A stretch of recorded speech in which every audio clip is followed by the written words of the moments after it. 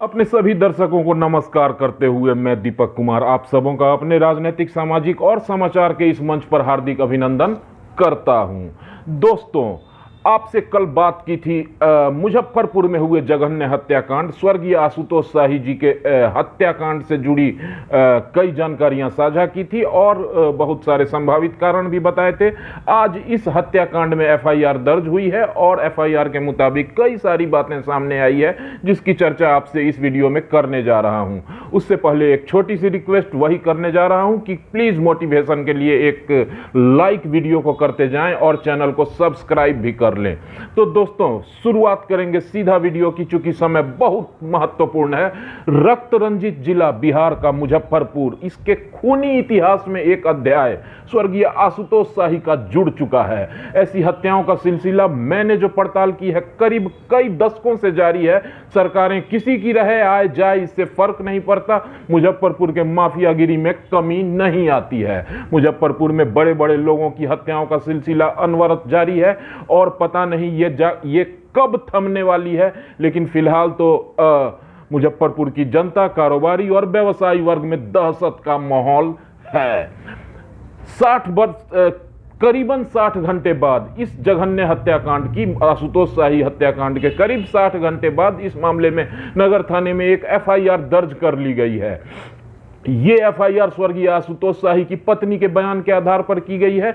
बताया जा रहा है कि उनकी पत्नी और बेटी की तबीयत बहुत खराब हो चुकी थी, वो बयान देने की स्थिति में नहीं थी, बार बार बेहोश हो रही थी, इसलिए इस एफआईआर को लिखने में इतना ज्यादा वक्त लगा। वैसे पुलिस अनुसंधान भी साथ साथ हो रहा था, जिसके चलते एफआईआर को कंप्लीट फॉर्मल एफआईआर जो होता है कंप्लीट वो नहीं हो पाया था। फिलहाल एक सिर्फ सनहा दर्ज था, पहले उसको एफआईआर में कन्वर्ट कर लिया गया है और इस एफआईआर पर ही चर्चा करूंगा कि एफआईआर में कौन सी खास बातें हैं, कौन कौन से नाम हैं और मैंने जो बताया था आपको पहली वीडियो में उस हिसाब से बहुत सारी बातें कमोबेश एफआईआर में उसी तरीके की निकलकर सामने आई हैं। तो दोस्तों, सबसे पहला नाम जो इस एफआईआर में नामजद किया गया है वो गैंगस्टर मंटू शर्मा, जिसकी चर्चा मैंने की थी, उसका नाम नामजद अभियुक्त बनाया गया है कि इस तरह के लोगों से आशुतोष शाही को दुश्मनी थी, ये लोग आशुतोष शाही से रंगदारी मांगते थे या और भी बहुत सारी बातें उनकी पत्नी ने जो बताई हैं वो एफआईआर में लिखी गई हैं। इस एफआईआर में दूसरा नाम है गोविंद नाम के एक शूटर का, जो कि एक्स मेयर हत्याकांड में भी मुख्य शूटर था। फिलहाल उसे मंटू शर्मा ग्रुप का एक अहम सदस्य बताया जा रहा है। ये दूसरा नाम हुआ एफआईआर में। तीसरा नाम रंजय उर्फ आई हैव एफआईआर की कॉपी है मेरे पास, कुमार रंजय उर्फ ओंकार को तीसरा नामजद अभियुक्त बनाया गया है, जो कि ये भी मंटू शर्मा ग्रुप का सदस्य बताया जाता है। चौथा नाम छाता चौक का रहने वाला विक्रांत उर्फ बिक्की शुक्ला को बनाया गया है। ये नाम एफआईआर में दर्ज किया गया है। हत्याकांड के कुछ ही घंटे बाद इस बिक्कू शुक्ला को पुलिस उठाकर ले गई थी और पूछताछ भी की थी। तो ये चौथा अभियुक्त एफआईआर के हिसाब से स्वर्गीय आशुतोष शाही हत्याकांड में बनाया गया है। उसके बाद पांचवां अभियुक्त, जिसका नाम सुनकर आप सब जरूर चौंकेंगे और ये सबसे आश्चर्यजनक है कि चौथा नाम सैयद कासिम हुसैन उर्फ डॉलर, ये नाम आप सबों को याद होगा। मैंने पहली वीडियो में बताया था कि ये वही अधिवक्ता है जिसके यहां आशुतोष शाही गए थे और इस अधिवक्ता को भी अभियुक्त बनाया गया है। फिलहाल ये अधिवक्ता डॉलर, इनका कुछ और नाम है, सैयद कासिम हुसैन उर्फ डॉलर, पटना के एक अस्पताल में इलाज करवा रहे हैं। इनको गोली लगी है, हाथ में और पैरों में गोली लगी है, फिर भी पुलिस ने इनको अभियुक्त बनाया है।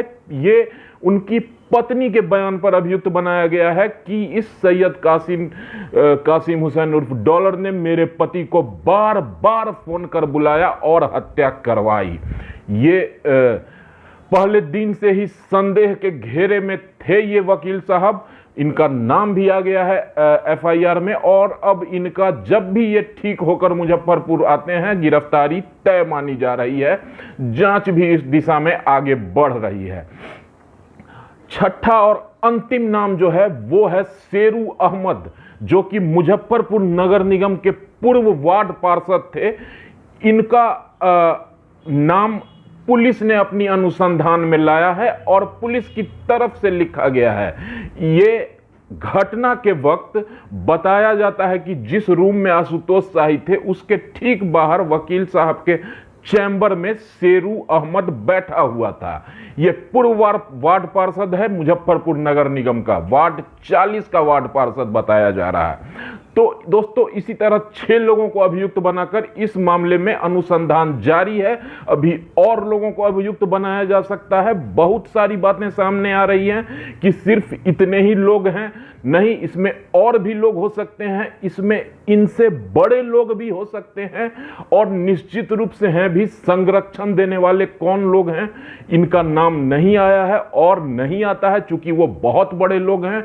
वैसे जाप सुप्रीमो पप्पू यादव की वीडियो देखिएगा, उन्होंने बहुत स्पष्ट कुछ लोगों के नाम बताए हैं। पुलिस उस दिशा में भी काम करे तो बेहतर होगा। वैसे मुझे नहीं लगता कि पुलिस में इतनी हिम्मत है कि उन महाशय जिनके बारे में पप्पू यादव जी चर्चा कर रहे हैं उस दिशा में जांच को आगे बढ़ाए। खैर, आगे बढ़ेंगे। आशुतोष शाही की पत्नी ने जो एफआईआर में अपना बयान दिया है उसके अनुसार मेरे पति स्वर्गीय आशुतोष शाही जी ने एक जमीन खरीदी जो कि कल्याणी में थी। वहां पर मछली बाजार चलता है। उस जमीन को मंटू शर्मा और उसके सहयोगी भी कम कीमत पर लेना चाहते थे, लेकिन ले नहीं पा रहे थे। उस जमीन को आशुतोष शाही अपने समर्थकों, दोस्तों और एक कथित नेताजी के सहयोग से खरीदते हैं और ये जमीन रजिस्ट्री हो भी जाती है। ये सबसे बड़ी अदावत की कारण थी कि कुख्यात गैंगस्टर मंटू शर्मा से आशुतोष शाही की ठन चुकी थी। यहां तक बताया जा रहा है कि आशुतोष शाही को जान से मारने की धमकी के कई मैसेज मोबाइल पर आते रहते थे।